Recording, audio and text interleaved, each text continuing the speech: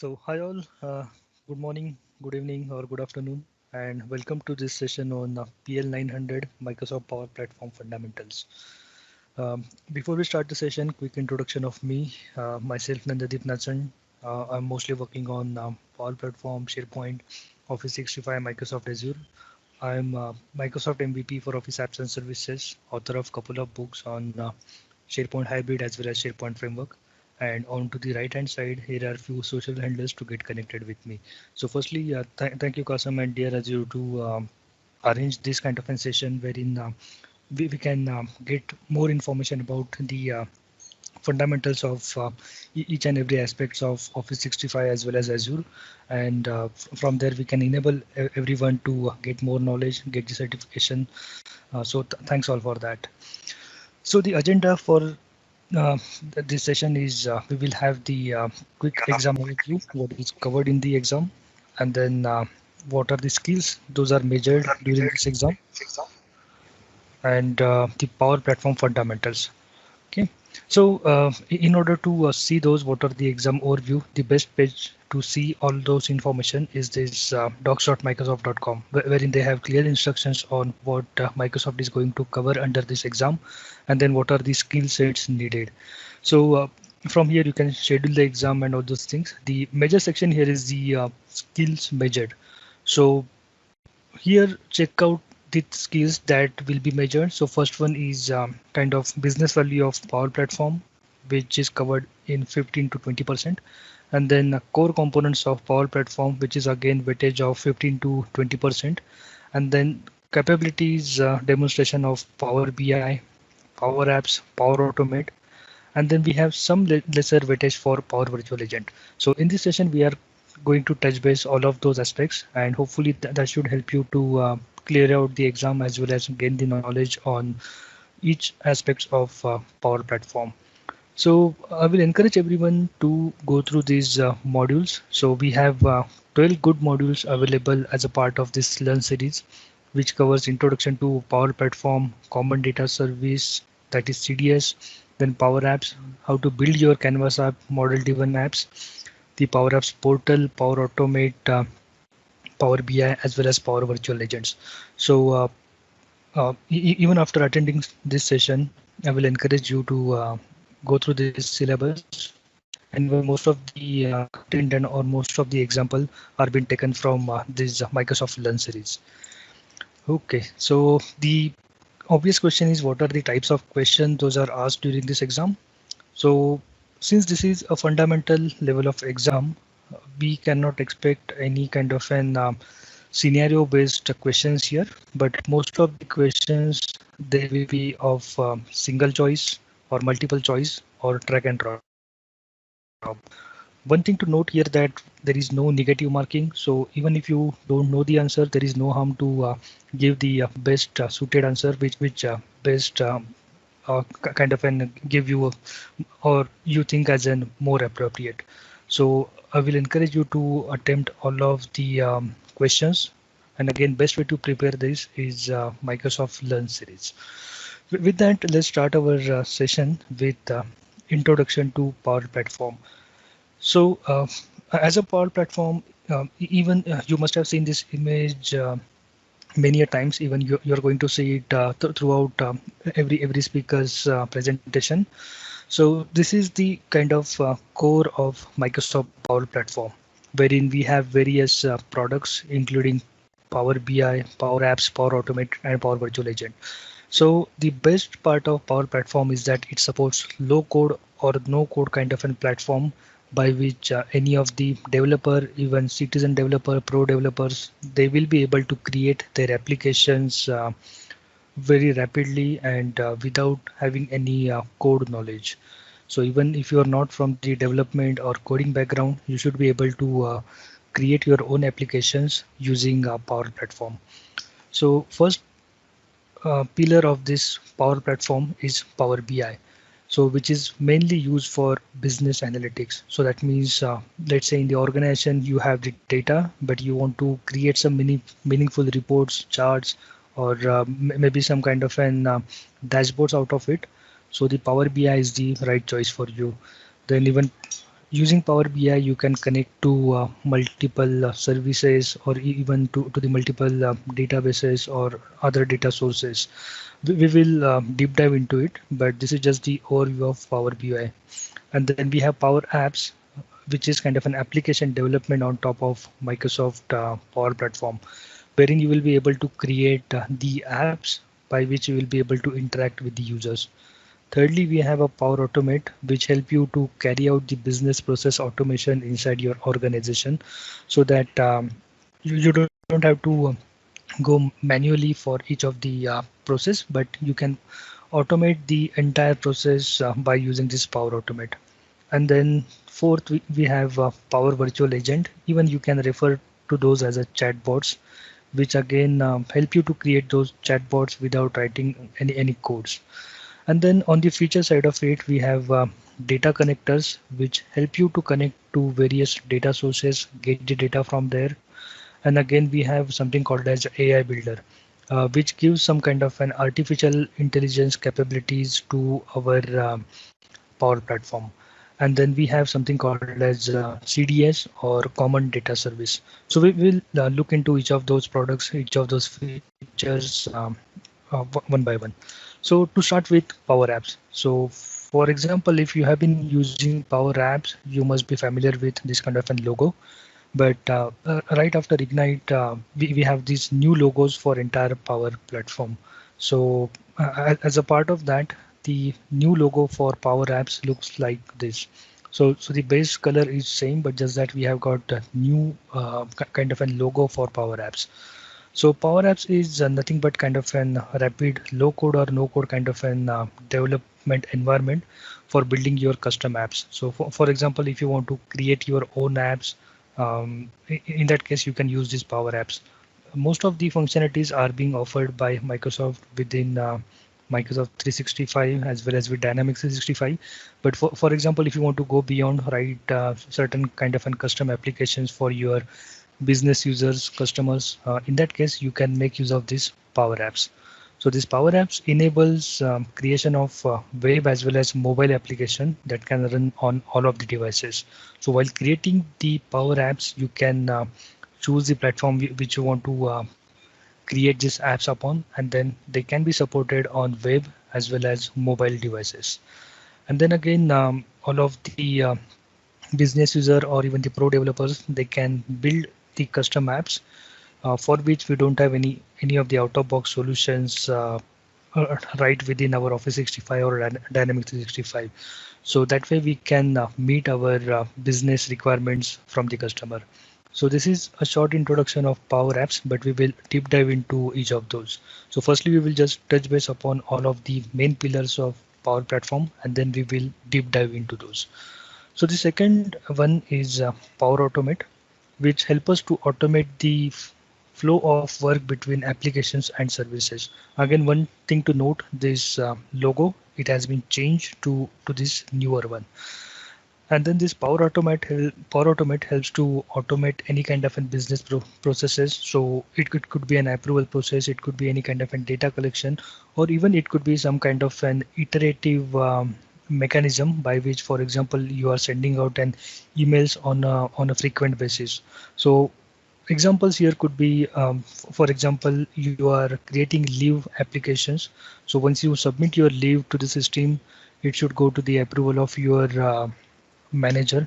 Secondly, it could be approval of your payments or approval of your bills. So if in case you submit any of those bills to your organization, manager will approve it. Then for the second stage of approval, it will go to HR and then to the finance. And we can build all those automate processes so that we don't have to go to each of those individual persons, but we can create those approval processes with few activities and few triggers being in place.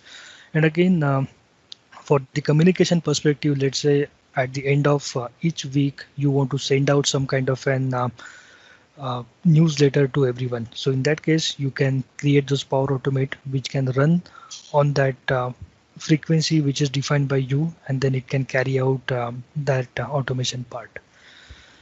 Thirdly, we have Power BI. Again, a logo has been changed from this one to the three bars in yellow shade. And then this is kind of an business analytics service which help you to deliver the insights for analyzing the data. So whenever we are dealing with any of the content around us, we have lot many data that we are dealing with. But just having a data is not enough. We should be able to create some meaningful information out of that data. And the Power BI help us to perform all those kind of a thing. So Power BI will help you to create those data visualizations with the help of reports as well as dashboards. So there is a lot many power that we have within Power BI by which you will be able to connect to various databases, various services, files, and you can pull out the information and then represent that in good reports or dashboard kind of and things. Then we have Power Virtual Agents. Again, the logo has been changed for this. And then this Power Virtual Agents, it enables us to create the chatbots with some kind of a guided or no code graphical interface. So for example, if you're not from the development background, but still you want to create your own chatbot, which can respond to your users. So for example, in the leave system, you just want to check what is the status of your leave. You can just ask the chatbot, what is the status of my leave? Then chatbot can go to that system to check the status of your leave, and it can reply you back with this kind of a status information. So again, we don't have any kind of a dependency to have onto the data scientists or developers in order to create those Power Virtual Agents or bot. We can create on our own. And again, good thing is that from within Power Virtual Agents, we can call the Power Automate flows. So that, for example, if you want to again have certain flows which can get the results for you, or even you want to make any kind of an operations using those flow, once we get to the Power Virtual Agents, even those things are possible with Power Virtual Agent. And commonly Power Virtual Agents are or short formly known as PVA. So for example, if you just see somewhere written as PVA, it is Power Virtual Agents. Then on the feature sides of it, we have AI Builder, which adds all the AI capabilities to our Power Automate workflows, even to the Power Apps, by which we'll be able to predict some kind of an outcomes. So we will see it when we will move to that AI Builder topic. Then secondly, we have a Common Data Service, which is commonly known as CDS. So it is some kind of an scalable data service and app platform which help us to securely store and manage the data from multiple sources. So we can have data lying inside multiple sources, but we can get it together in CDS. And then once we have that, we can integrate that data in business applications using something called as CDM or Common Data Model. So to do all this kind of a thing, we always need a connector by which we can connect to that particular data and get the information or push the information. So connectors can enable you to connect to the apps, data or devices in the cloud. And again, from Microsoft, we have around more than 275 connectors which we can use within our Power Platform. So the common examples are like connector for Salesforce, for Office 365 itself, Twitter, Dropbox, Google services, by which you will be able to get the data directly from Twitter or from other services. So you don't have to write your custom code, but you can utilize those out-of-box available connectors.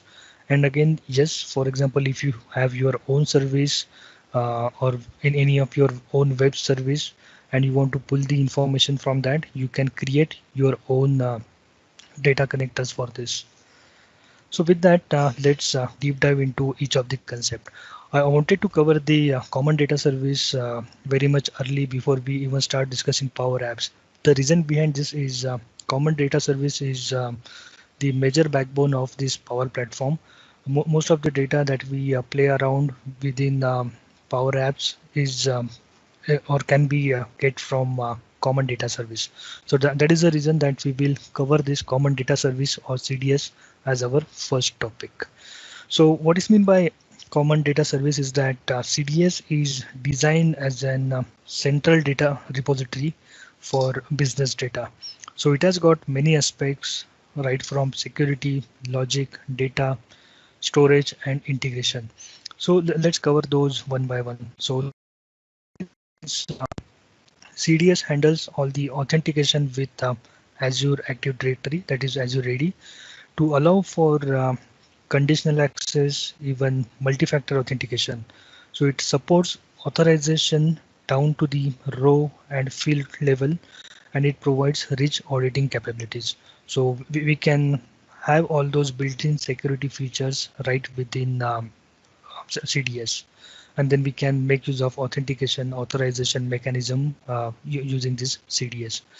On the logic front, CDS allows you to easily apply business logic at the data level. So regardless of how a user is interacting with the data, the same rules applies. So the rules could be related to duplicate deletion, business rule, workflows, or even it could be anything. So instead of having the rules set at the application level, we can define those rules at our CDS level or at our data level itself, so that we can take away that burden from our uh, application layer. Next, we have a data itself. So CDS offers you control to shape your data. It allows you to discover, model, validate, and report on your data. So this control ensures that your data looks the way you want, regardless of how it is being used. So you can have all kind of a modeling done, all kind of a data validation done, and the reporting done on top of CDS using the CDM. That means common data models. And then we have storage. So CDS stores your physical data in the Azure cloud. So this cloud-based storage removes the burden of worrying about where your data lives and how it scales. So the concerns are all handled for you. So you don't have to worry about how the data will be stored, where it will be stored, but down the line it will be stored in the Azure service. From the integration front, the common data service connects in different ways to support your business needs. APIs, webhooks, even the eventing and data exports give you the flexibility to get the data in and out of this CDS. So this CDS lets you create one or many cloud instances of standardized database.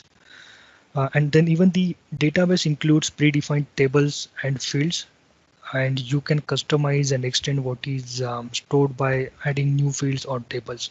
So even to those we call it as entities. So at least these are few kind of and those important terms before we start looking into the CDS. So we have something called as CDS database, which is just a single instance of CDS which stores data in the set of standard as well as custom data structure, and to those we call it as a entity. So entity is kind of a logical set of records that is used to store your data, which you can use for your application. So it is like a table in your database, or even you can compare it with the Excel workbook. So like the way we store our data inside our SQL database or Oracle database, or the way we store it in Excel workbook, it can be referred to as an entity when it comes to CDS. And then again, there are two types of entities, standard and complex.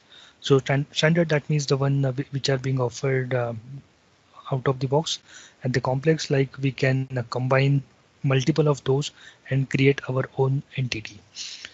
For the field, it is again one kind of a way to store the information within a record in that particular entity. So whenever we add any row to our table, let's say, so the information which goes through each of that column can be referred to as a field. And then it is again kind of like the way we store in an Excel. Then lastly, we have a common data model, which is a collection of predefined entities, attributes, metadata, and relationships. So I think that was enough of theory. But before we just move to the demo, again, we have something called as in business rules. So these business rules allow you to apply and maintain this business logic at data layer itself, rather than we are going to the application layer and applying the business logic at application level.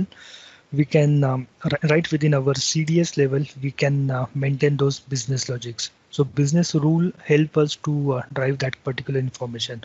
Again, when we will go give, sorry, when we will move to the demo part of model driven app, we will cover those business rules in detail. But at least CDS has that power of creating those business rule by which you can apply those business logic at the data layer itself. So again, how these business rules can be used. So at least in Canvas app or model driven app both, we can use those to set the field values, and even in model driven fields, we can just show or hide fields based on those business rules. And again, for Canvas app, it helps us to clear the field values, and here it just helps us to enable or disable fields. And then we can use the business rule for validating the data, and here we can use those to create the business recommendations. So these are few of the basic differences how we can use these business rules within Canvas app and model driven apps. So with that, let's have a look at the demo, like what is CDS and how it looks, and how we are going to use those. So for that, let me move to my Office 365 portal. So from here, you can move to Power Apps. These are all of the apps which are available within your Office 365. Once you click Power Apps, it will open up in a new portal, and take a note of URL that this is make.powerapps.com. So even if you hit this URL make.powerapps.com, you will be landed to this particular page. So so here at least under the data section, we have all those entities. So from here, or this is kind of an CDS that we have. So from here, we have few of those already defined entities, let's say account. So we can open that entity, which is account. So most of the commonly used business entities are already given by Microsoft. So we can at least use those, or even we can create our own entities. So firstly, let's explore the entities which are already given by Microsoft. So account is one of that entity which is being used mostly. So here there are various fields including account name, address, and other things. Even we are going to use these fields when we will create our apps using the model driven apps. So these are all the entities. There are various entities which are available. Even we can go here, we can add a new field to this particular entity called as account. We can type the display name, and then we can set the data type. So data type can be anything, including these many values that we have. So even we can store files here, image lookups. So lookup, for example, if you have any other entity and you want to have relationship between those two entities, it can be created using this lookup. And then there are many data types available which you can utilize to best represent your business information. And yeah, the next thing is, for example, if you want to change anything here, even it can be done. If you want to change a display name for out of the box entities, it can be done from here. Even you can make those searchable or non-searchable, and even you can enable the auditing on each of the fields inside your entities. The second thing is relationships. So as I said, we can have the relationship between multiple entities, and that relationship could be one to many, many to one, or one to many. So from here, you can select any of that. So for example, if you click one to many, and from here you can define the other entity which you want to select, and you can have those relationship between those two entities. Uh, the business rule is the one which we were discussing on the previous slide. So from here, you can click add a business rule. It will take you to other URL or a portal wherein you can define those business rules. So this business rule will help you to create some kind of an logic or some kind of an validation which you can create right within your data layer, so that when it comes to the application layer, you don't have to worry too much because all those capabilities will be built in right within your data layer. So okay, it is taking some time, but not to worry because we are going to cover this when we are going to talk more about the model driven apps. So this is how the business rules will work. Like, then again, let me go back to the entities, and even from here we can click new entity and we can create our own entity. And once we create our own entity, we can go ahead and add more fields to that entity.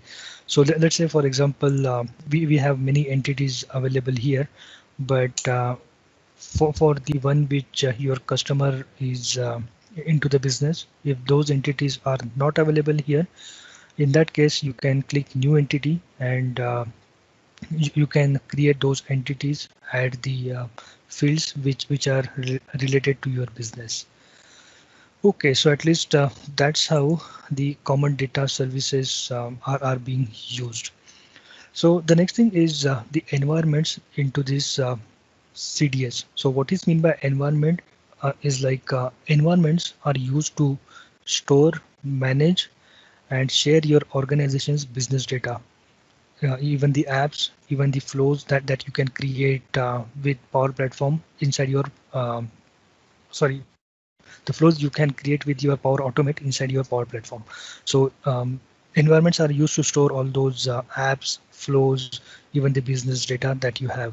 And then each environment allows you to provision one CDS database for use within that particular environment. So whenever we go to our Power Platform here, let's say we again go to our Power Platform.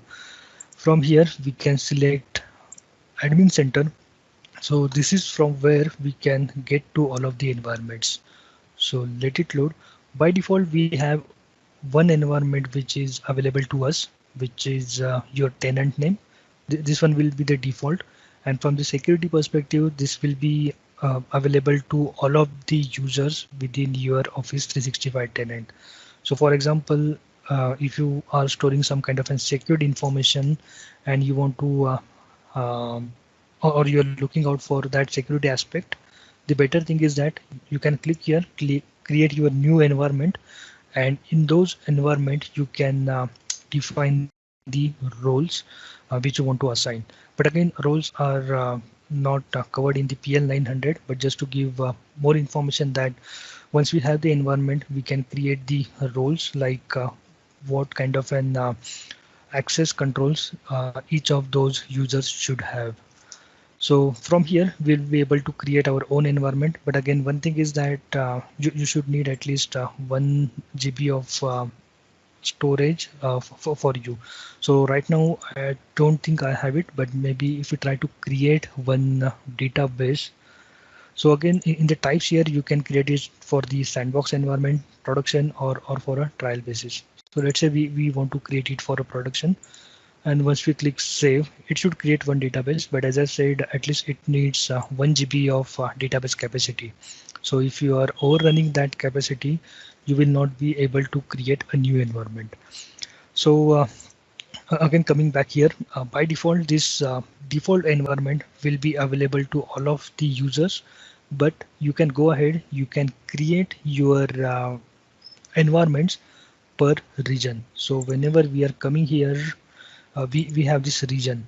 So we can create the environments per region, and then this region will take care of the data residency for that particular environment.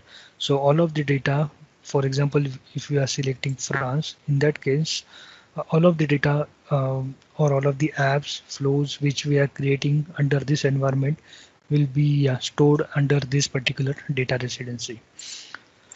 The third point here is that CDS environments allow you to manage user access, security settings, even the storage that is associated with that particular database.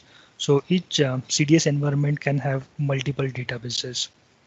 So each environment is created under Microsoft Azure Ready tenant, and its resources can be accessed by your users within that particular tenant only.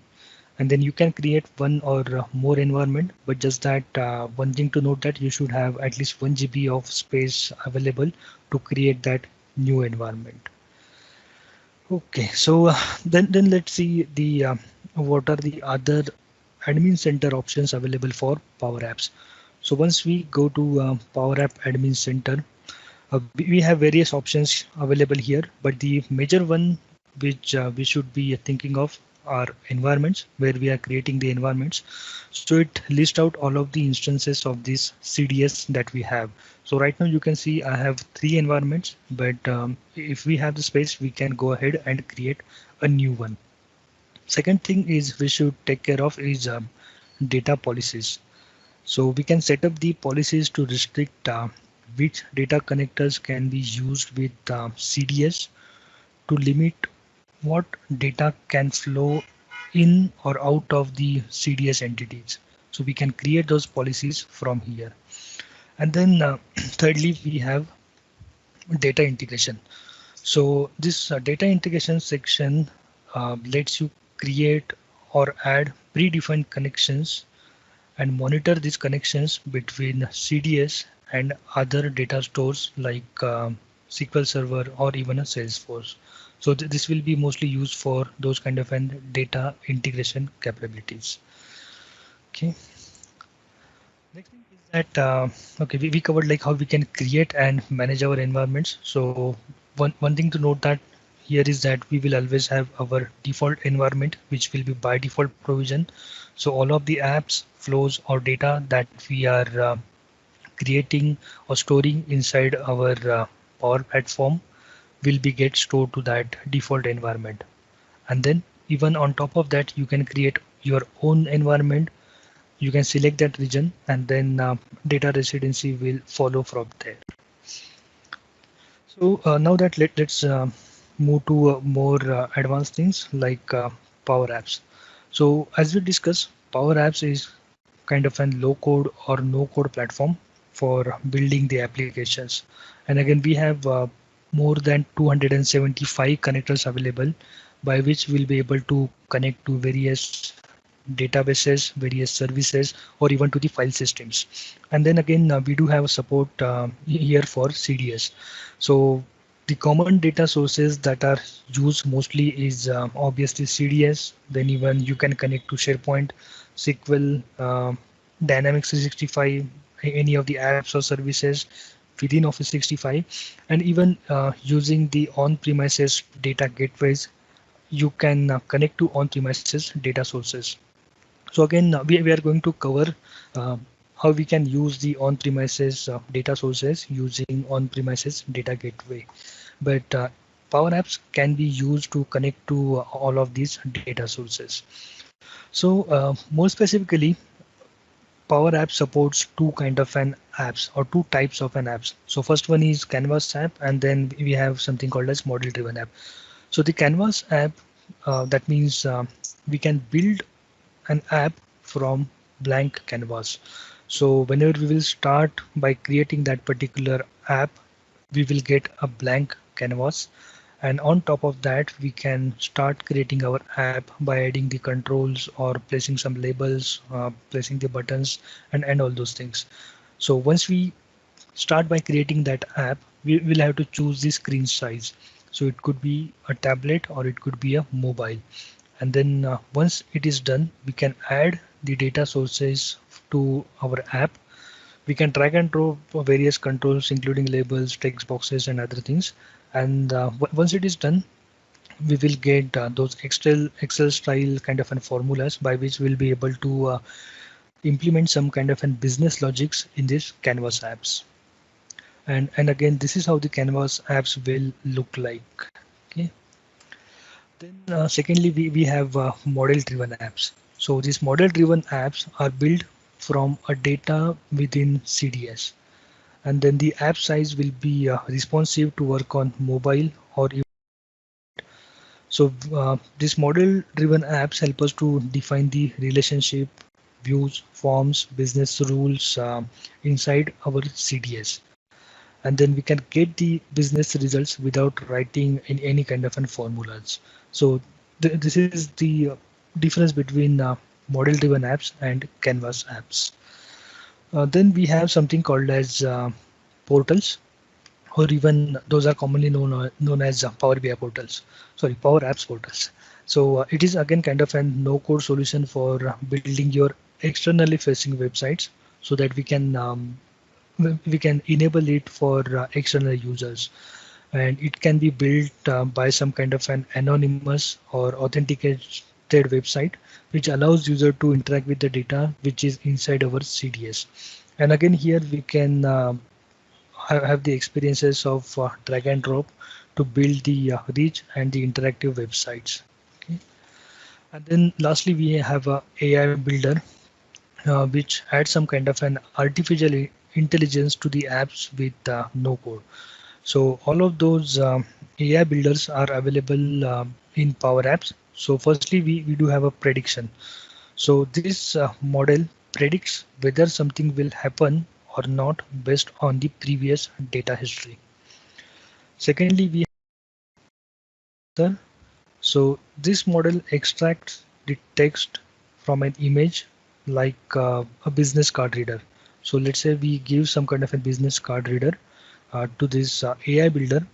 It can help us to extract the information from that business card, because if you take example of business card, there are many ways by which we can design our uh, business card. So it can have some logos, even the layout of the business cards will be different, but with the AI capabilities built, we will be able to extract the content from that business cards. And then we have object detector. So this model defines object from an image or any kind of a taken photo, and then provides a count of number of objects which are present in that particular photo. And then lastly we have text classification. So this model categorizes text by its meaning and making it as easier to analyze. So we can have in any kind of an text classification done, like whether it is some kind of an positive text, negative text, or it is some kind of a neutral text. So those kind of an AI capabilities are built in with AI builder. So let's go into some kind of a demo part, like how we can build the Canvas apps. So before we start the demo, there are few basic elements that we should be aware of whenever we will start making our Canvas apps. So first one is Power App Studio.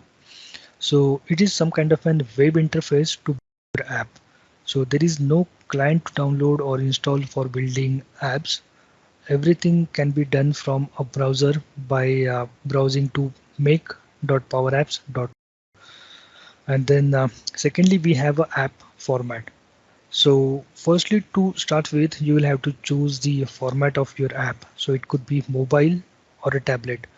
Both formats can be used interchangeably on a mobile devices, even on a tablet or even on a computer.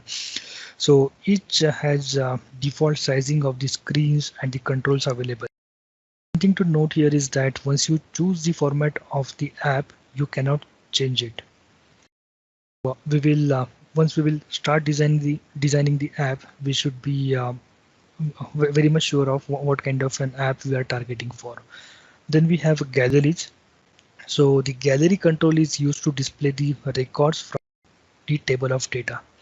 So it is kind of an list, you can say, for list representing the list of all of your records which are available. And then we have a forms. So these forms are focused on working with a specific record. So often based on a specific selection from a gallery, forms enables user to not only view that detailed information, but even we can save new records or edit the existing records using those forms. And then we have input controls. So this Power Apps offers large selection of input controls, including text inputs, buttons, drop down, even toggles, date pickers, and sliders. So these are few of those examples of input controls. And then you can add these controls to galleries and to the forms and even to the screen to build the functional experience for your app. And then we also have some kind of an intelligent controls. So Power Apps also provides a rich set of controls for more advanced operation. So these are some kind of an hardware based controls which allows you to access maybe the camera, even the barcode scanner, GPS, and many of the other hardware related features. So these are also service backed controls like a business card reader or even the object detector, which allows you to add some kind of an artificial intelligence to your app without writing even a single line of code. And then lastly, we have functions. So this function binds all of these controls, inputs, and data sources together. So you can use one or more of these functions to create formulas in your applications. So at least these are the basic elements that we should be aware of before we start building our Power Apps. So now that with this basic information, let's get into the Power Apps portal and try to build one Canvas app. So let me close this down. Okay, so now that we are to this Power App portal, and again, the best place to go here is make.powerapps.com. So even in the exam, maybe you get this kind of an questions like the entry point to Power Apps. So it is make.powerapps.com. Once you are here, you can see all of the apps that you have created earlier, and even if you want to create those will be available under apps. So these are all of the apps that you have created based on the type. So we have few Power Apps portal created, one Canvas app created, and few of the model driven apps created. In order to create a new app, you can either click create here, or even if you're on a home, sorry, if you're on apps and you want to create a new app, even it can be done here. So we will click create here. We will click Canvas app from blank. So this is a place from where we can start creating our apps. And for example, if you are very much sure that the data that you are going to use or the data source that you are going to use, for example, SharePoint, Excel Online, SQL or CDS, even you can click any of these to get started. But just to make it simple, we will just click Canvas from blank. And then probably we will just type name as a demo app, maybe demo Canvas app, and then we will click create. So this will just create one Canvas app for us. So let it load.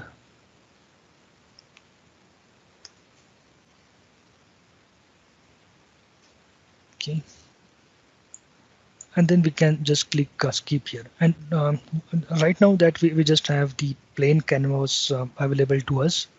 If I click play, this is just the blank canvas. But what you can do now is that from here you can insert various controls here.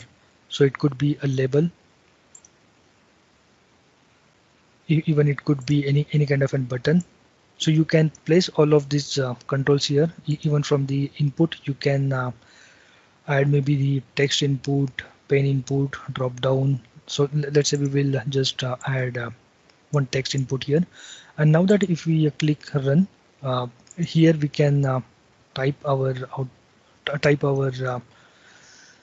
input, and once we click on button, we'll be able to make some action on it.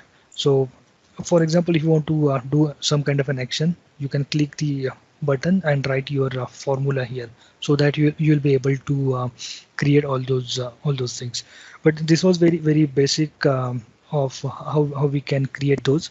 Let's say for example you already have your data stored somewhere within your system, and now that you want to get it from there. So in that case, probably you can click this other data sources here, and then okay, for this let me set some background. I have few files here. So we have let's say files for Contoso site tracking. So we have that information in form of Excel, wherein we have all those information stored. And now that we want to utilize this Power Apps to show this kind of an information.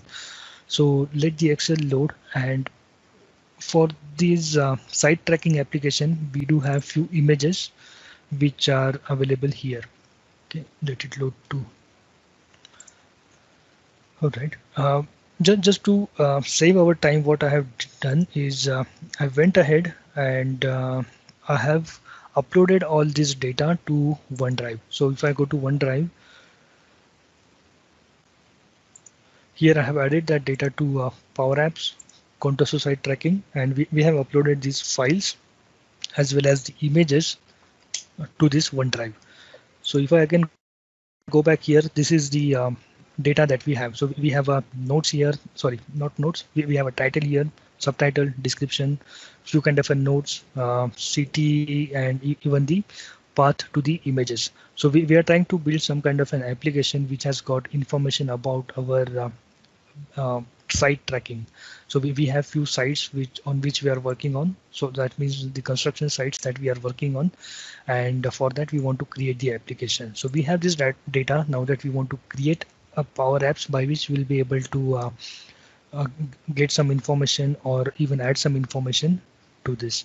So for that we will click new connection, and from the new connection, since we added it to OneDrive, we will click OneDrive. Okay, and then we'll click sorry, is it OneDrive for business? Yeah, it should be OneDrive for business, because there are two things, OneDrive and OneDrive for business. OneDrive is the one which by which you can manage your files right within your system from your Windows, and OneDrive for business is more of for the cloud storage. So since we have these files stored within our OneDrive on cloud, we will click OneDrive for business and let's click create. So what it will do is now that it is going to create a connection to my OneDrive for business, and now that you can see that this connection is available here with OneDrive for business, and all of your previous connections can be seen here. So even I already had connected to my SharePoint site, so I do have that connection here. So if in case next time you have any of the data in OneDrive and you want to get connected to that, you don't have to create a connection one more time, but you can use this existing connection. So now that we have this connection here, we'll navigate to this particular path, which is Power Apps Contoso site tracking. We'll go there, Power Apps Contoso site tracking, and this is the Excel that we have. So the Excel which is stored here. So we are getting to that Excel, we will choose a table which is our site inspector, and then we will connect to that Excel. Okay, let it load. So that Excel is a very simple format wherein we have the data represented in columns. So I will just skip this part. Maybe I will zoom in a bit, but now that you can see, we already have our application ready. So here, if I just click on play, you can see that we have our application ready. And the one which you are seeing here right now, this one is the gallery control. And then, for example, if I click plus, then this is the form control that we have. And with this, we will be able to create new entries inside our application. And then, for example, if you want to customize this, what you can do is you can probably select. While selection, you have to be very much careful because you have very less data to select, but you can select this, and from here you can change the layout. So for example, we want to have some kind of a layout which is like this. So now that this one is again another layout which we are using. Again, if you want to customize this a bit, and from even from here you can go to insert, you can probably add your own labels, and those labels will be available for each of the control within your gallery. So this is how, let's say I'm just I'm not going to spend more time on this, but at least this is how it will look. So we will not spend time on formatting of this, but we just have dropped the control, and as we drop the control, it has automatically taken some bind it to the label, sorry, the information that we had already inside our data, which is city, and from there we are able to get that city. And once we now run this, we will have this city being displayed here. Even you can click refresh to get the newer data. You can sort this particular data directly from here, and then you can add new data here. So this was very quick that how we can create the Power Apps within our system. Okay, so you can either you can start from a blank canvas. You can keep adding your controls to that blank canvas, or even if you have already your data within any of the other system, it could be in an Excel, could be in a database, or even in SharePoint. So you can use that to build your applications. Okay. Uh, the next thing is that now we will move to building the model-driven apps. So again, when it comes to model-driven apps, so this model-driven app focuses on adding dashboards, forms, views, and even charts to your apps. So in model-driven apps, the layout is determined by the components that you add to that app. So here we have three design phases. So first one is model your business data. So here we will determine what data the app will need, and how that data will relate to other data. That means the metadata. And then it defines the structure of the data that is stored within your CDS. And secondly, we have defining your business processes. So it consists of processes that help ensure that your app users can focus on their work, and the processes can be simple or complex, and then often change over the time. Okay. Thirdly, we can build the app. So after modeling the data and defining the processes, you can build your app by selecting and setting up the components you need inside your app designer. So this is one example that we are going to build, but this is how it looks, and these are the three major design phases that are included as part of the model driven app. So let's go into the demo of this model driven app. So again, I will close out these things which we don't need. And again, one thing, we can go back to make.powerapps.com, and from here we can click create to create our model driven app. So we'll click create here again.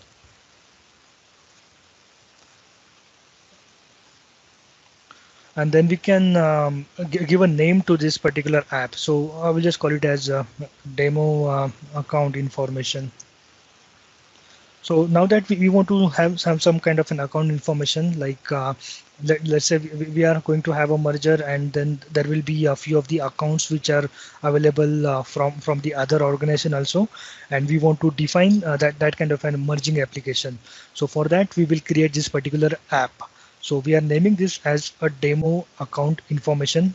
You can, if you have your own logo icon, you can use that. Otherwise, for now, just to keep it simple, we will go ahead with the default icon. We'll click done from here, so that we'll be able to create our model driven app.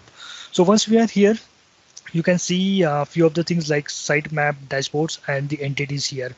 So again, you will see the red triangle here showing some kind of a warning that the configuration is missing. So for that, we will start by that missing configuration of sitemap. So in this sitemap, we'll have to define our area wherein we are going to work, the group and the sub areas.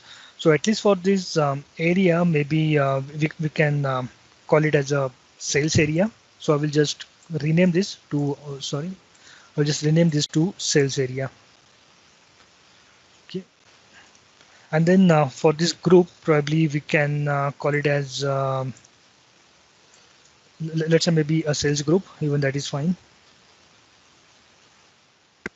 And then in this sub area, we can keep adding the entities. So let's say we want to, or we will make use of account entity. So we can add that account entity. Even for example, if you want to add more entities here, you can click add and then sub area. And again, from here, maybe you can add more entities. Let's say I know there are entity available with contact. We can use those. Sorry, contact. Yeah. So we can use this contact entity also. So this is how we can define our map. So once it is done, what we can do is again we will just save this configuration first.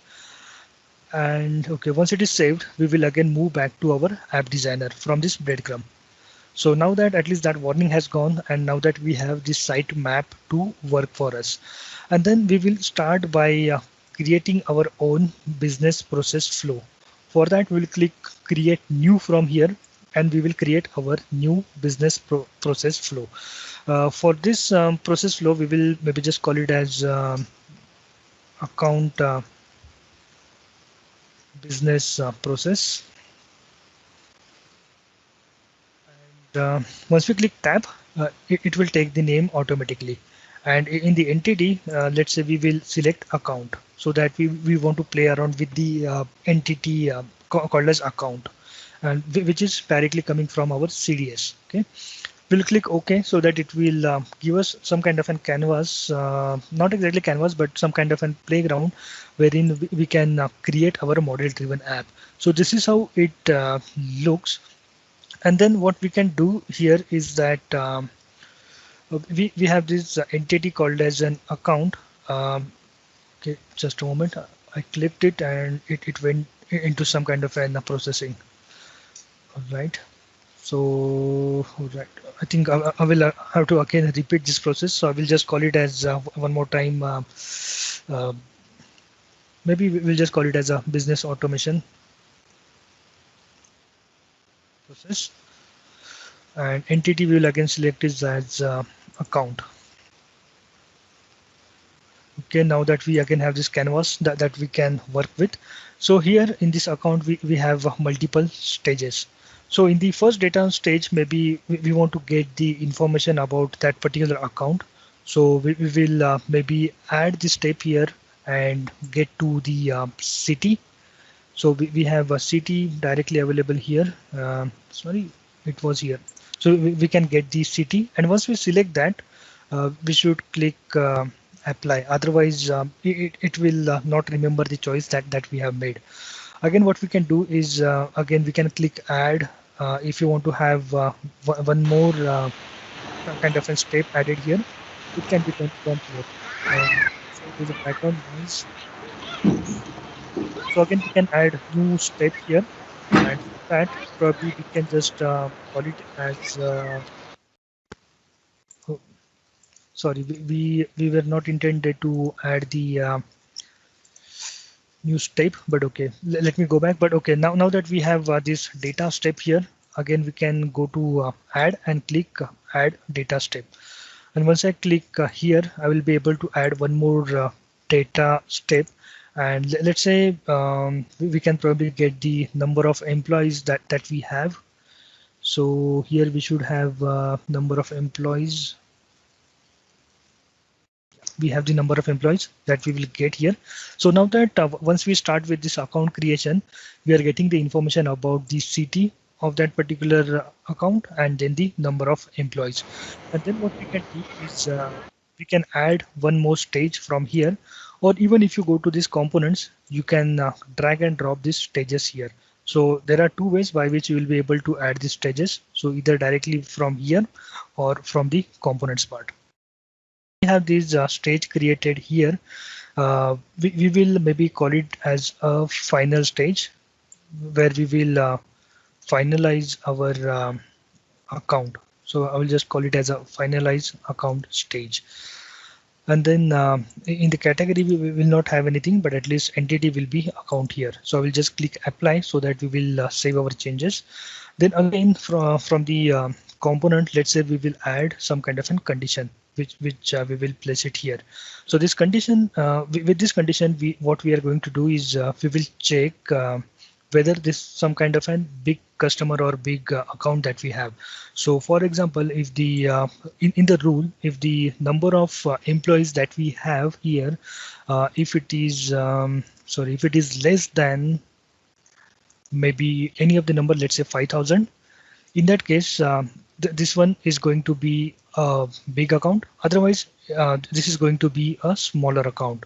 So for that, what we will do is we will add one more component here. Okay. So we will add that stage, which is over here. So we have added that stage, and probably we can call it as a, maybe a big account stage, and the entity will be account, obviously. Okay, and then for example, if you want to for the else part, we want to have some kind of an other logic.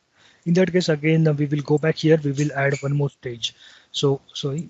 So once it turns out white, you should drop this stage. So now that we have this stage, which is for our smaller account. So if the number of accounts or the number of employees are less than or get less than 5,000, in that case, it will be a small account stage. So I will just call it as a small account. Sorry, if someone is not talking, can you please mute yourself, because there is too much of background noise.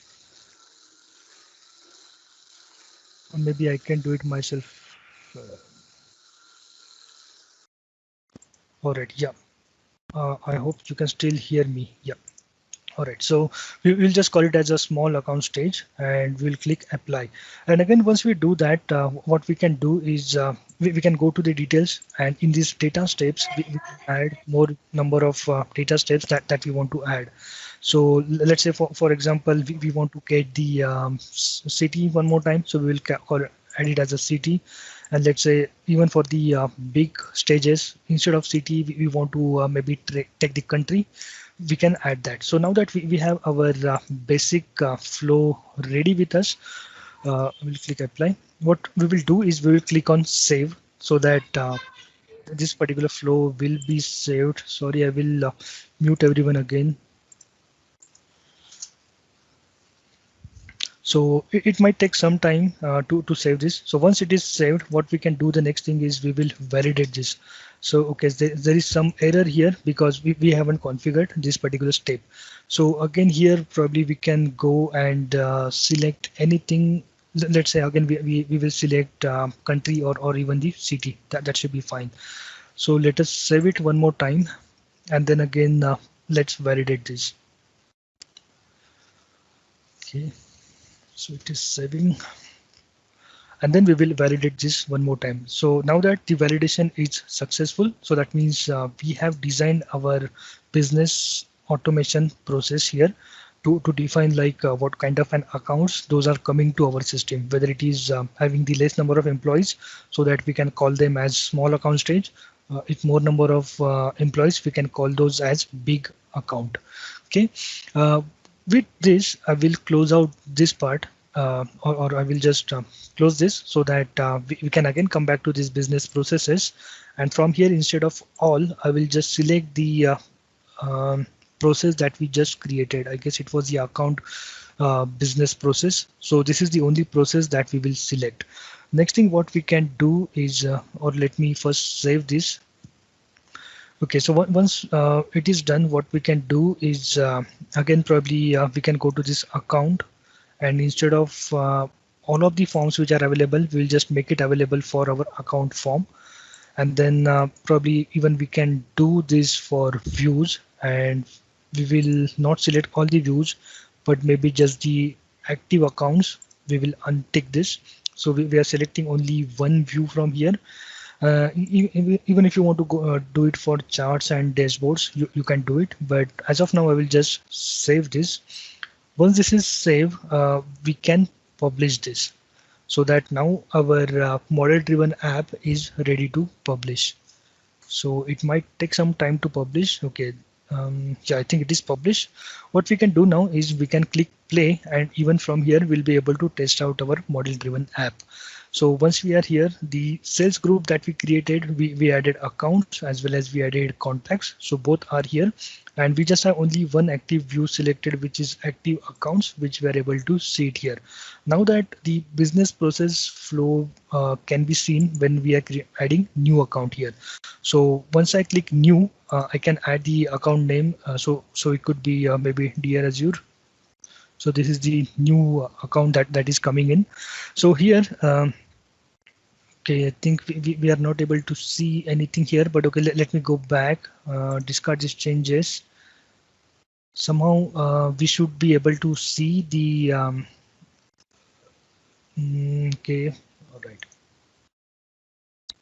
Okay, but at least it should have even shown the step to which we are here. But from here we can add the Dear Azure, and then okay, it is somehow it is not showing, or maybe I missed few of the part when I was designing. So, or not an issue. Probably what I can do is for this kind of scenarios, I already have a few built-in apps that probably I can show it to you. So if I move to this customer information, if I play this, so this is a similar app that I worked with. So now here, if I select this new account and click new from here, okay, let it load. Oh, yeah, now that all of your business process flows should be seen over here.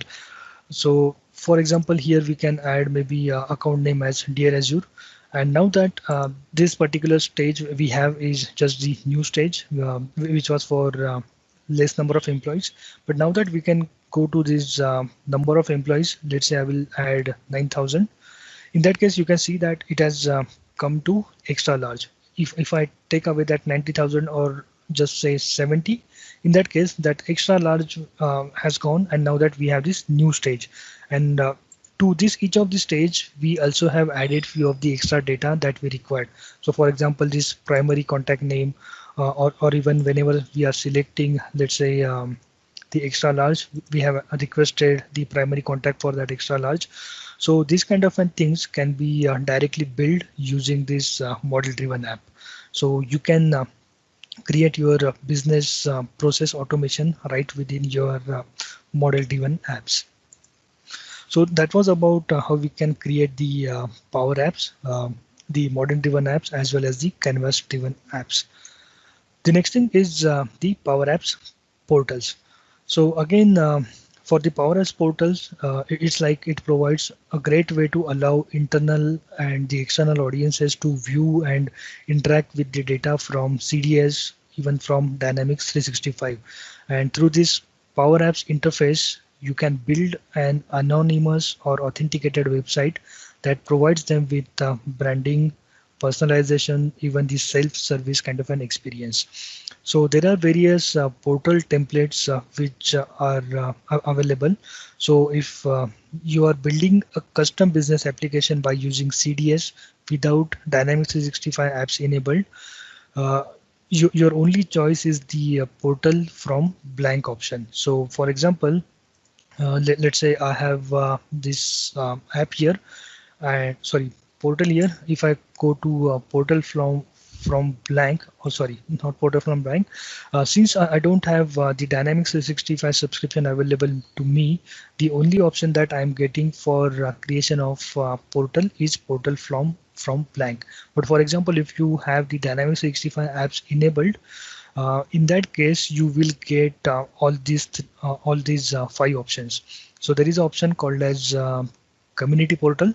So you can choose this option to provision a portal that is more focused on an online community. So this portal will contain features like forums, ideas, blogs, and case management, which will be helpful for any kind of an community. Secondly, we have a customer self-service portal. So this option provides the ability for portal users to search knowledge articles, submit their cases, and participate in the discussion forum to resolve any kind of an issues. Thirdly, we have employee self-service portal. So this portal allows employees to access a centralized knowledge articles, and also to submit the cases. Then we have a partner portal. So again, we can choose this option to build a portal where external partners can manage and collaborate on accounts and opportunities. And then there are few add-ons available for Dynamics 365 field service, or even Dynamics 365 project service for this partner portal. And then lastly, we have a customer portal, or which is also referred as Dynamics 365 Supply Chain Management. So this Dynamics 365 Supply Chain Management customer portal is a template that provides portal access to Dynamics 365 supply chain management data, and by using dual write CDS entities. So you can use any of these portals if you have the Dynamics 365 apps enabled and start from there. Then the obvious choice, if you don't have that, is only CDS with the portal from blank. So this option is meant for unique line of business scenarios where the other templates are not a good fit, and the portal can be configured to address a variety of requirements. So let's get into the demo of how we can provision that portal.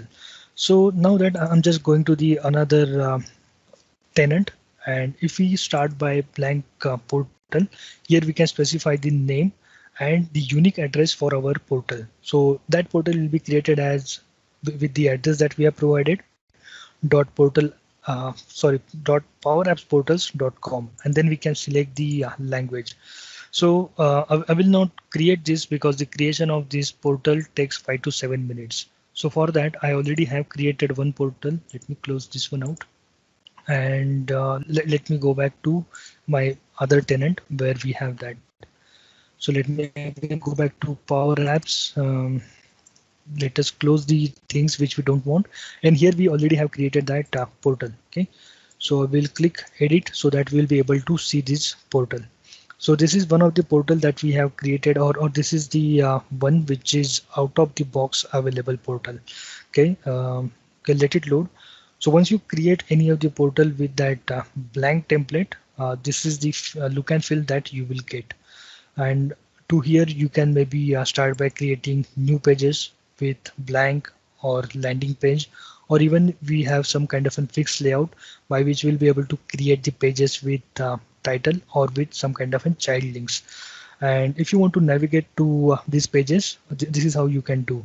So let's say, for example, if we add a new blank page, and onto the right hand side we can configure the properties for those. Okay, it is still loading. So once we do that, that particular page will be available to us. So let us call this as maybe a demo page. And once we do that, again, if I go back to the navigation, this will be available to us to navigate from here. And to this page, we can add the section layouts, and even we can drag and drop the text boxes, images, iframes, and other things. And even for example, if you want to apply any kind of themes, it can be done. So let's say for this we want to apply some kind of a dark theme, it can be done from here. And then lastly, we have few of the templates. For example, you want to create few pages, maybe for access denied, full pages, page with title. You can select those templates directly from here. So maybe I will leave it up to you as an exercise to create your own portal. But as you create the portal, that particular portal will be available to you to use out of the box. Okay. Let's move to yeah. Or sorry, one thing I missed out for this portal part is that the section that we see here on the top, it is called as an command bar, and then we have a tool belt here. Then we have this canvas on which we can create our portal, and then at the end we have this footer. It can be customized, and then onto the right hand side, this section is called as a properties pane, which will help you to control the properties for the selection that you have made. So for example, if you have selected any of the button, it will show the properties for that button. Right now we are onto a page, so it is showing the web page property pane. So these are all the components that we have onto this Power Apps portal. Okay, so the next thing is Power Automate. So the Power Automate is used to automate the repeating business processes. So earlier it was named as Microsoft Flow, but in October of 2019, Microsoft Flow was renamed to Power Automate. The reason was obvious that we can have some better convenience, that the service is now able to do more than just creating the flows, because earlier it was like we were just able flows. But now that it is not just about the flows, but we can go beyond that and we can automate many of our business processes using this app. So for that reason, it has been renamed from Microsoft Flow to Power Automate. So once it comes to Power Automate, we have three types of flows that we can create. So first one is event driven flow. So these are the flows that you can build with a trigger and then one or more actions. So these are kind of a multitudes of triggers and actions available, and even we can use those existing connectors to get the data from, and then you will see these as kind of an my app, my flows or team flows inside your Power Automate. And the only difference between the my flow and the team flow is kind of an ownership. So for example, if I move to my Power Automate here, so here we should be able to see once you click my flows here. So there are something called as my flows and there is something called as a team flows. So the difference here is that my flow is the one where I am the owner of those flows, whereas the team flows are the ones those are kind of shared with the team, and that has got more than one owner. So it can happen like we can create the flow, and then later on to that particular flow we can add someone else as the owner. So let's say for example, instead of um, so from here, if I click share and share this with another users, then this particular flow, which is at the moment is my flow, can be converted to team flow. Okay, because now that we have multiple users who are owner of this particular flow. So this is a subtle difference between my flows and team flows. So it is not like we are building the team flows independently or in some different manner. We always start with my flows and then we expose those to multiple owners, and then it becomes our team flow, so that within anyone within our team can collaborate on that flow. He can design that flow and then again publish that. So this is the only difference between my flow and team's flow. Then secondly, we have a business process flows, which are here.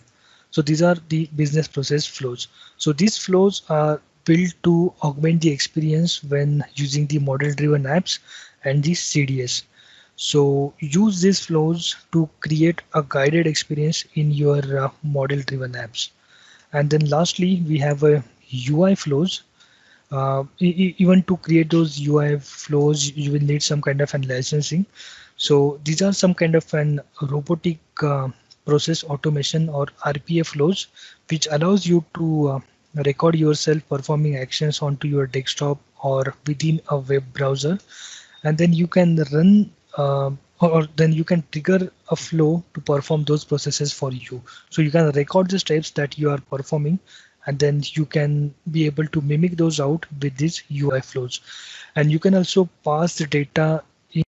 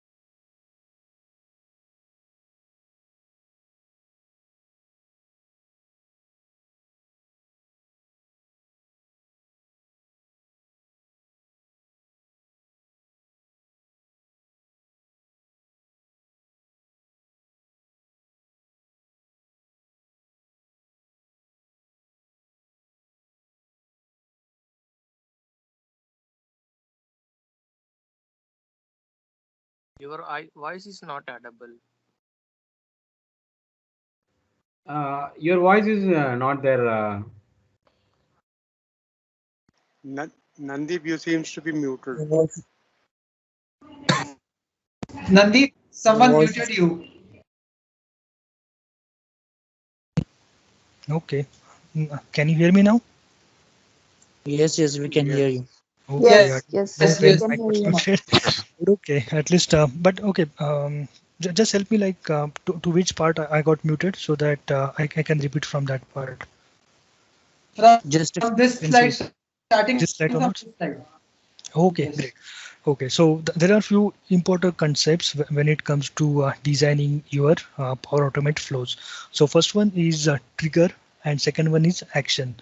So you can think of trigger as like starting action for any kind of an flow. So the trigger can be something like a new email arriving in your inbox, or even it can be a new item being added to your SharePoint list, or even it could be deletion of any of the item or updation of any of the item from CDS or even from your SharePoint list. So those are the triggering points. And then secondly, we have actions. So actions are what you want to happen when a trigger is invoked. So for example, the new email trigger will start the action of creating a new file on OneDrive for Business. Other example of actions include maybe sending an email, posting a tweet, or even starting some kind of an approval. So that is the difference between trigger and the actions. So when it comes to trigger, uh, when defining this kind of a triggers, there are a few different types. So when something changes, that means these are triggers that run when data is changed. So it could be a new item created in SharePoint, a lead is updated in Dynamics 365, or when an event has been deleted from Outlook. These are few of the examples of triggers. The previous flow is kind of an example of a flow that runs when something changes. Okay, and then even we can have some kind of an on a schedule. So you can set up a flow to be triggered at a certain time of a day, uh, even with some kind of an recurrence. So this allows for processes such as maybe checking every day at 8 a.m. to see if there are accounts renewals pending, or if sending an email to the necessary people. Even the one example could be that you want to send out a newsletter at the end of the week on a Friday. So these are the examples for on a schedule. And then lastly, we have on a button press, or maybe we can call it as a manual trigger. So this trigger takes place in many ways. This can be when a flow virtual button is run through the mobile app, or even a physical button is clicked, or with third-party options, or even when a button is placed inside of a Power Apps. So this gives you or the user's controls to run a flow on demand. So you can call it as a on-demand kind of an flows. Okay. So one is once it come to the types of flow, or the triggers that we can do. So it's like the something change, a schedule one, and the demand flows. Okay. Then in the actions we have got examples like loops, so like which can run some kind of an action until the conditions are met uh, to move to next step of that particular flow. So you can refer to as the while or for loops that we used to define in our .NET applications, or any of the other applications. Then we have a switch which identifies a single case to execute based on evaluation of an input. Then we have a do until, which executes maybe a block of actions until a specified condition is met or that condition evaluates to true value. Then we have applied to each, which executes a block of actions for each item in some kind of an input array. So let's say we have an array of elements and we want to apply some kind of an block of actions to each of those. It can be done from this. And then lastly we have expressions. So the underlying definition that describes the actual logic that runs in your flow that can be manually written. So at least these are the triggers and these are the actions that we can use inside our Power Automate flows. So let's see like how we can create those flows from a template. So for that, again, I will go back to my Power Automate portal. Even uh, you can just type in the browser flow.microsoft.com and you will be able to come to this section. So once you are to the home, it will show you the flows which you have created, or even the approval tasks which are pending for you, so that you can take the approval or rejection action right from here. And then again, there are certain templates available which you can use. So based on like what kind of an activity you want to perform, you can use any of those templates. So again, those templates have been categorized as topics, remote work, email, notification, even the approval. So let's say we want to work on some kind of an approval process, so we can directly go to that approval tab, and then we can add any of the approval. So let's say we want to start an approval whenever a new item is added into a SharePoint. So I will just take that as an example. So we'll click on that. So once we are here, it will ask us to ask this flow to connect to various connections. So firstly, it is Office 365 Outlook, because we want to send out an email to the SharePoint where our data is.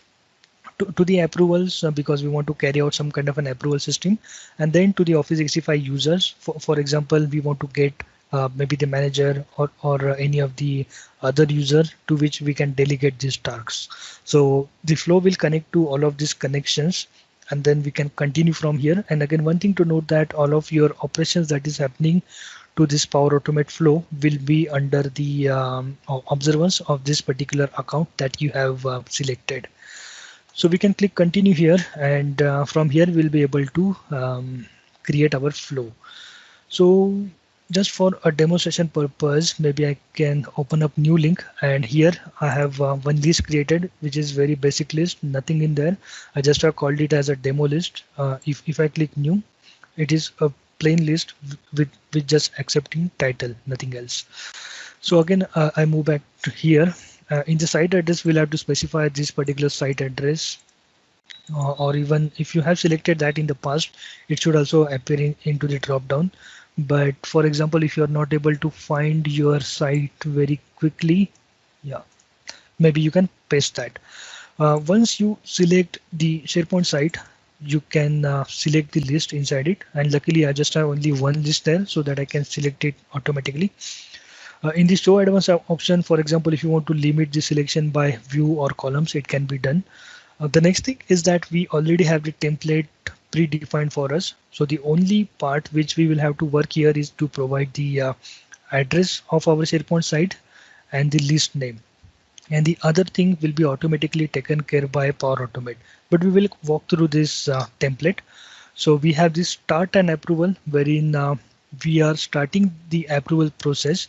And here we can specify to whom we want to assign this particular task. So probably what you can do is you can probably get your profile. You can pull out the manager from here, add his name here. But just to keep it simple, I will type our admin. Okay, so to that admin, it will trigger an approval.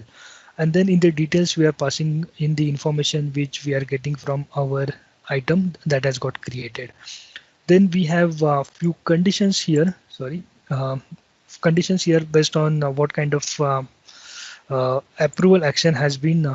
What kind of approval action has been taken by the user. So if it is kind of an approved, we are just sending that approval notification to the user that your item is approved. Otherwise, we are just informing of the rejection.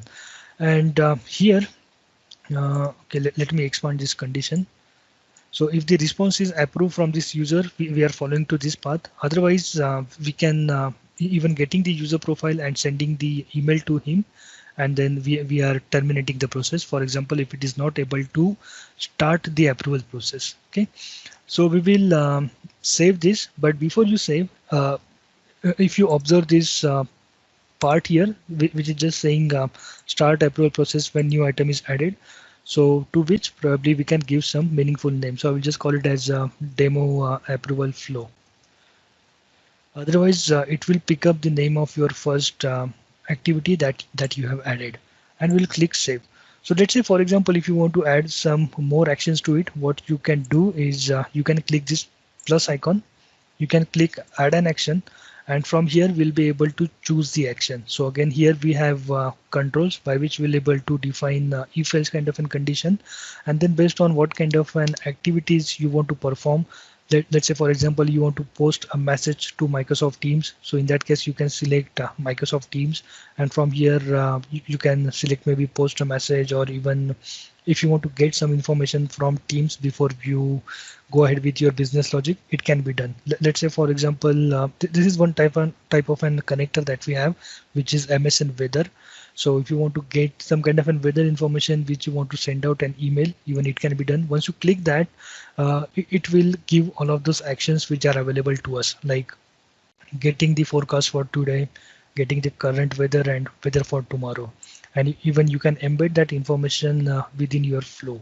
So here are various connections available. Let's say for example, if you're not able to get to your um, get to your connector, in that case you can just type the connector what you're looking out for. So let's say SharePoint.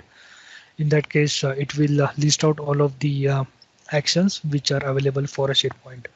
uh, Again, for example, if you're not working in SharePoint, you want to perform something on Excel, you can type in Excel, and then from here you will be able to get all of the actions which are available for Excel. So we will not add the action, but at least we will go ahead with the default one. So I will click save, and this the triggering action for, or the triggering point for this particular flow is when a new item is created. So for that purpose I will go to, yeah, before we go there, one thing to always check is this flow checker. So without running this flow you can check flow for any kind of an errors or warning. So this is kind of an compile time activity for you. So before you run it, actually just click flow checker. If there are no errors, you can go ahead and test out your flow. So what we will do now is we will add new item to our SharePoint list. So I will just call it as a demo task, and I will click save. So once we do that, our flow should be running. For that, let me go back here, and down under here we should be able to see our flow running. Even from here we can get information about the flow, like flow, the description that we have provided, who is the owner, when it was created, modified, what type of flow this is. So this one is automated flow because we didn't had any kind of a scheduled or manual intervention flow. So this is the automated flow, and sooner our flow should be running. Okay, so now that flow is running, I can click here to see what is happening inside my flow. So now that this green symbol here indicates that the flow is at this particular activity. For example, if you want to get more information, like what are the values that went inside each of those action, you can expand this, and here you can see that this is the site address, this is the list that it has got. The title is the demo task title which we have provided, so it was able to get that title. It was able to get when it was modified, created, who created it, then the picture of who has created it, and then some kind of a JSON payload describing the created by metadata of this particular item. So you can get all this information once you expand that particular activity. Now that you can see this yellow kind of a symbol here, which is kind of an waiting activity. So now that it has started the approvals, but it is waiting for the approval, and we know that we had hard coded our user there for the approval. So for that purpose, I will move to my Outlook. It should have sent out an email to review this task. So now that we have received this email from that flow, and it is asking us to approve or reject. So this kind of a thing, what we are seeing here is called as an adaptive cards. So with these adaptive cards, we are able to take the decisions right inside our Outlook.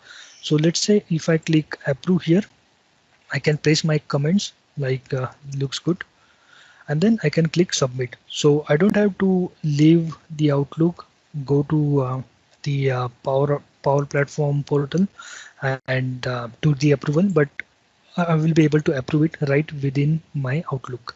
So now that I have approved this, let us go back here. You can see that these are turned green, and we can see that the responder who has approved this is this, and the response is approve, and that we took here as an condition.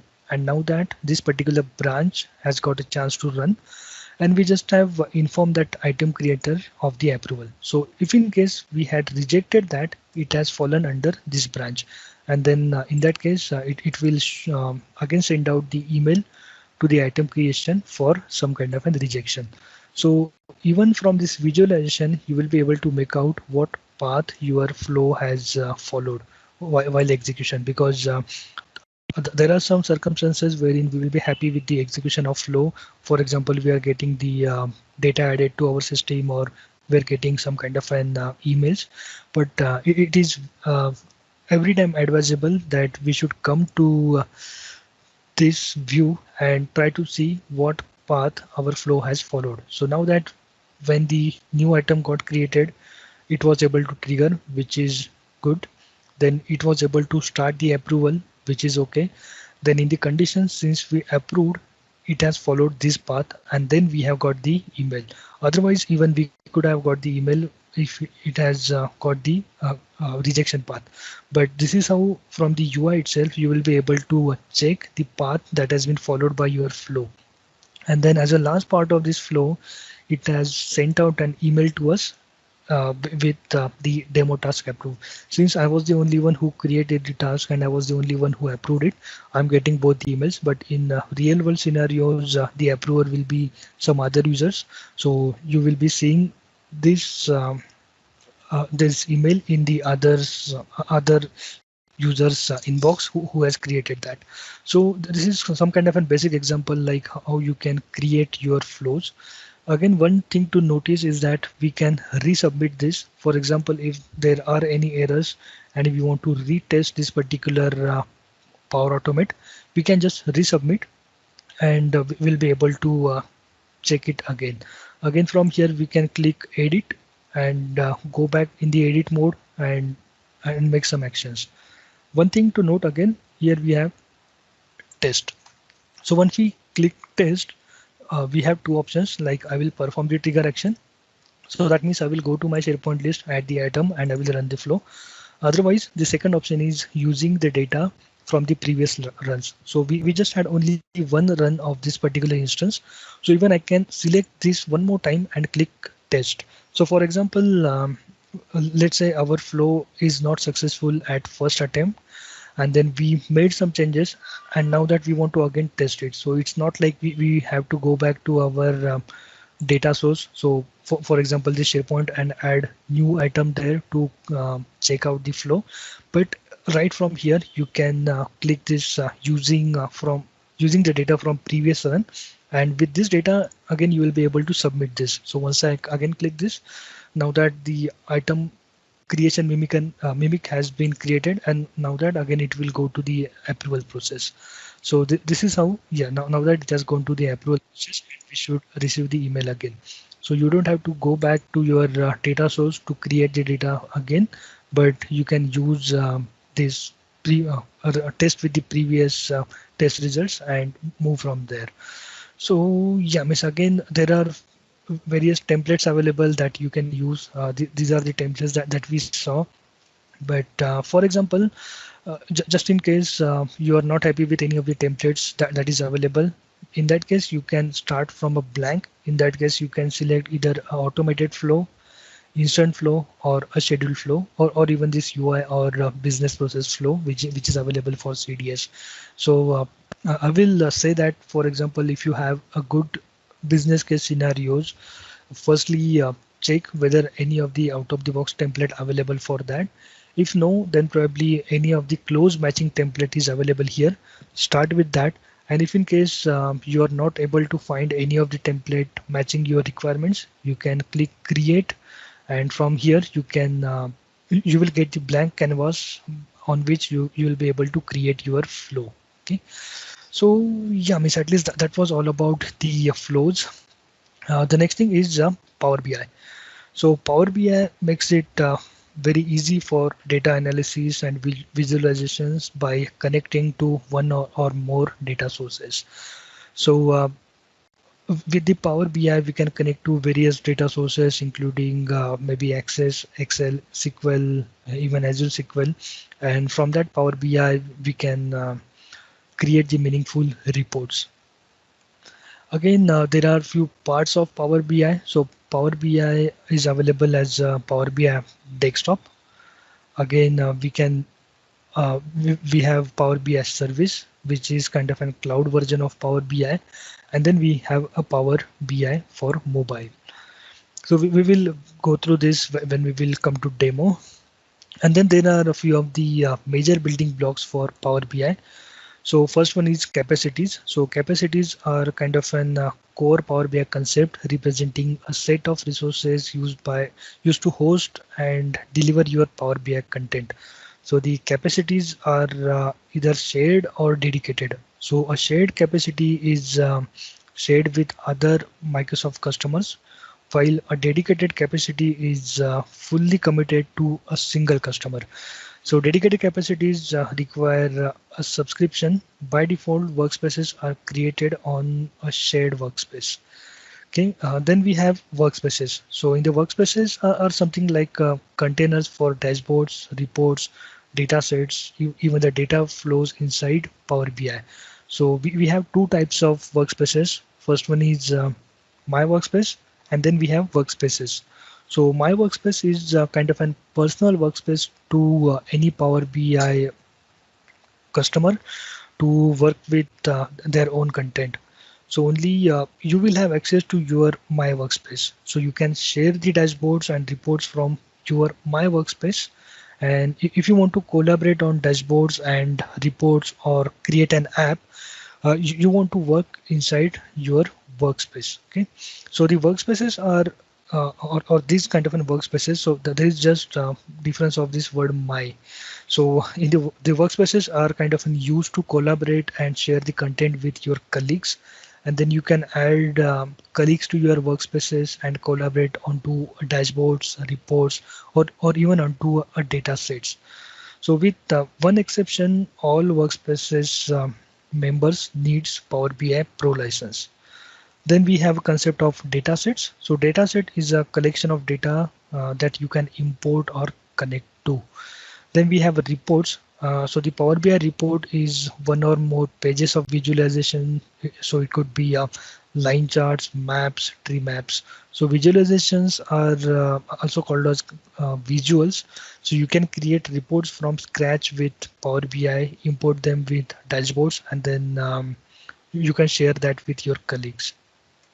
And then we have a dashboard. So dashboard is something you create in Power BI service, or something a colleague creates in a Power BI service and shares with you. So it is a single canvas that contains maybe 0 or more tiles, and even it can contain the widgets.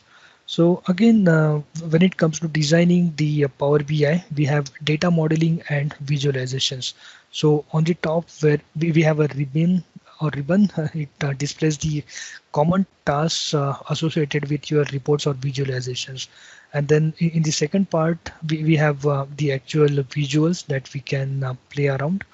And then we have pages at the bottom, so we can create the paginated reports or dashboards or the reports as we want. And then fourthly, we have a visualization. So based on the type of data we want to represent to our users, we can select the visualization. And then fifth, we have fields by which we will be able to drag and drop those fields onto our report and create some meaningful insights out of that particular data. So with that let's go to the demo of Power BI. So for this Power BI, at least I will go to my development workspace. And one thing is that you will have to download this Power BI desktop from the Power BI website. So here what we can do is we can click get data, and we'll be able to get to various data. So if you click more, there are various data sources available from which we will be able to get the data. So in our case, we are just going to get the data from an Excel. So I will click Excel, but based on what kind of an data sources you are using, you can select any of these. So I will click Excel, I will click connect. So on desktop, I just have a simple Excel with some kind of a financial sample, not confidential. So I will just click open. So we will start with the visualizations that we would like to use. So for that purpose, we will select maybe these financials, click load. So for example, whenever you are seeing this kind of an content, so it is good that all of the data from your data source is loaded. So we'll click this load, and now that we are going to utilize any of the visualization from here. So let the data load. So we will start with the visualizations, and let's go ahead and use the key influencer, which is here. So you can use any of the visualization here. So I will just click key influencer here. And once we use this key influencer, so key influencer works by analyzing one of your fields against several other fields that are available inside your data. So we will start by analyzing this profit. So I will click on profit. So once I click on profit, it is available under analyze because we want to analyze this profit against the other fields. So next that we will add the other fields under the explain by. So for that, maybe I will select maybe sales, even the cogs. So those will come under this explain by. Even I will select country, maybe even we will select the date, uh, discount, gross, everything except the product, because we want to analyze this product against each of the other things that we have. So okay, I think this selection is fine. And then now that we have this entire selection with us, and then this key influencer is some kind of an smart visual. So if something does not explain in any increase or decrease in our profit factor, it will just ignore that particular data. So I will just expand this a bit now that we started to get this data here. And from here we can select what influence to our profit in an increase or decrease fashion. So if I click decrease, even we can select that. And even once we select any of those factors, we are able to get the data in the charts or even in some kind of a scattered axis. So now what we can do is we can go to this file, and then we will try to publish this. So I will just click publish, and we'll publish this to Power BI. So before that, it will ask us to save this. So I will just call it as demo, and I will save this. Once we do that, it should prompt us for the publishing.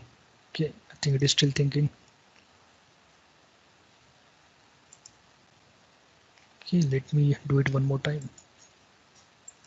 Let me publish it to Power BI. Okay, nothing is happening. But yeah, once you kind of publish this to Power BI, this kind of a report, it will be available to you with this Power BI report. So let's say, for example, if I open up this Power BI, open it in a new tab, this should be available here. Not sure, it is taking some time to get it published. Once you click this Power BI, at least it prompts or open up this thing directly, and wherein you will be able to see the report that you have created. So from here you can select the, or you will be able to visualize the same report that you have created with Power BI desktop. So it is like we can use this Power BI desktop to create our own dashboards and reports. Sorry, create our reports, and once they are created, we can pin those to the dashboards using this Power BI portal. So it is very much easy that we can create our visuals and data modeling with Power BI. So next thing that we want to cover is Power Virtual Agents. So PVAs are kind of an adaptable AI chatbots at your service. So you can easily create your own virtual agents, powerful chatbots without the need for developers or data scientists by creating no code graphical interface. So there are few of the components associated with Power BI virtual agents. So firstly, we have a topics. So a topic defines how the chatbot conversation plays out. So you can author topics by customizing provided templates. Even you can create the new topics. To topics, that means the intent with which user want to get the information from your bot. And then we have entities. So entities, that means the kind of languages that user is using to get the information from bot. So for example, what is the status of my leave application? So those are kind of an entities which user is kind of using as a triggering phase to get the information. So there are few pre-built entities, and even using those pre-built, we can create the custom entities.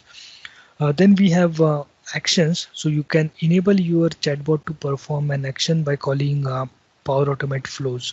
So from there, we can automate the activities to call back the backend systems and get the information from there. And lastly, we have publishing. So with Power Virtual Agents, you can publish the chatbot to engage with your customers on multiple platforms or channels, including maybe Facebook, even to Microsoft Teams. So you can publish your bots there. So let's look into the demo of this Power Virtual Agent. So for that, again, I will go back to my Power App. Sorry, let me duplicate this and let me go to the make.powerapps.com. We'll close out the other parts which we don't need. So here we have a chatbots. So from here we can click create, and it will give us the ability to create a new bot. So from here we'll be able to create the new bots, but I will, instead of just to save the time, I will click list. Even from here you can click new chatbot and you will be able to create a new chatbot, but I will rather go ahead and edit the bot which I already have created. So let it load. So this is the chatbot that we are using to get the information about the order that we have. So let's say we are working for a company who is dealing with some kind of an packages, and as a customer, I want to know the status of my package, like when it will arrive and where it is at the moment. So for that, so this is the home page where we can use this testing bot and even the other information about authoring the topics and publishing your bots. So first thing is that we should define the topic. So that topics, that means the user intent, what the user wants to get out of this bot. So here you can click new topic, you can create your own topic. So we have one topic created as a order tracker. So you can define the name and the description for this order tracker. And then there are some kind of a triggering phase. So triggering phase are kind of an inputs from the user, which will trigger this particular topic. So let's say, since we want to track the orders, user may ask the questions like, what is my order status? When can I expect my order to arrive? Has my order shipped? Check order status. So this is again done using NLP, natural language processing. So it is not like that user should always use this same wording that we have specified here, but at least this can be taken care by the NLPs. So any of the user queries which are coming, which are matching with this particular triggering phase, will be the triggering phase for our topic. Okay. So I will go to this authoring canvas. So the authoring canvas is the canvas wherein we can create our bot flow. So the triggering phases for this particular bot will be the ones which we had defined. And then we are simply greeting the user like, I can help answer questions about your order. And then we are from here, you can click add and you can ask a question, you can add any of the condition, you can call Power Automate flow, or you can show a message to the user. So we have used this question by which we will ask the user, do you know your order number?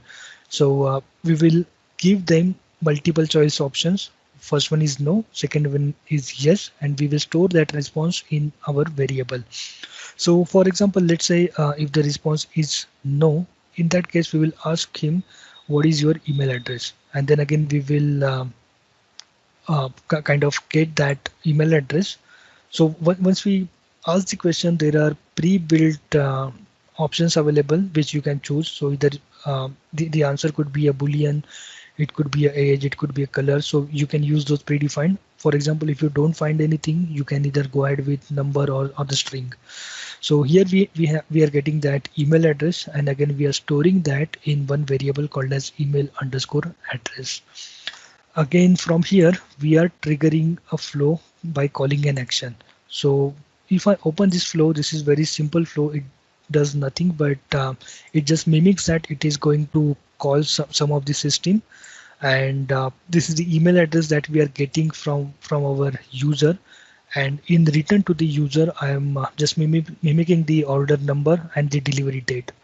So this is the one that every user will get, but in the actual scenarios, you will query your tracking system or ordering system, and from there you will get the information. So once it is here, we are sending that message to the user that we were able to track your order. The order number is this, and it is expected to arrive on this particular date, and then we are ending our conversation. So this is how the bot will work. So we have the chat box here in which we can test how this bot is working. So we will just say hi. So even from here, we'll be able to track how our bot is following this process. So here I will, because now that there are various topics available, including system topics as well as the user defined topics, but to get to our topic, which is the order.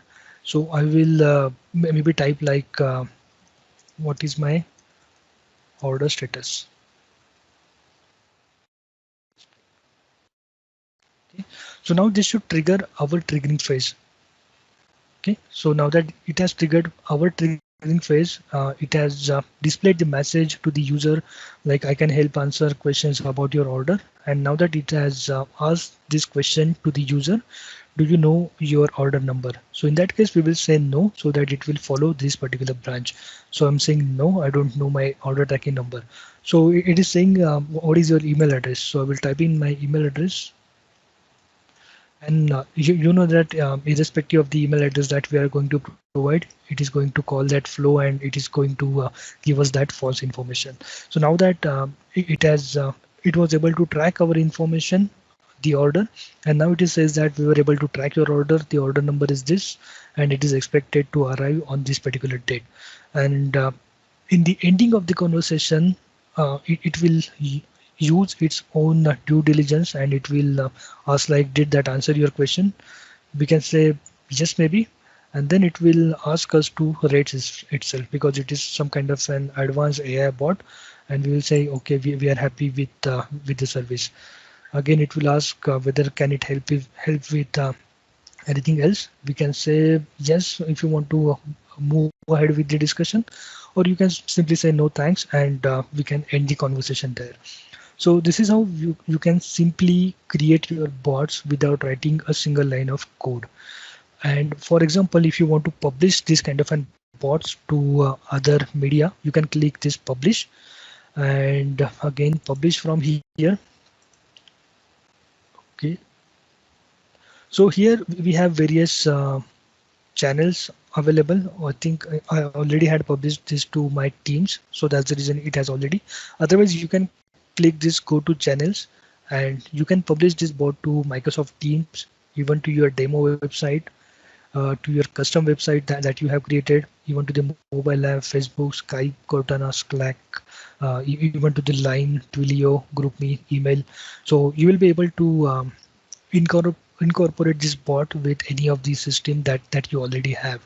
Even you can use it with your Telegram. So for example, if you are getting bugged with many of the messages from your friends, just for hello, hi, how are you doing, in that case you can use your bot, and then bot can reply to you, and you can use that time for some kind of an usefulness. Okay, but don't do that. All right, so this is how the basic chatbots can be built with PVAs.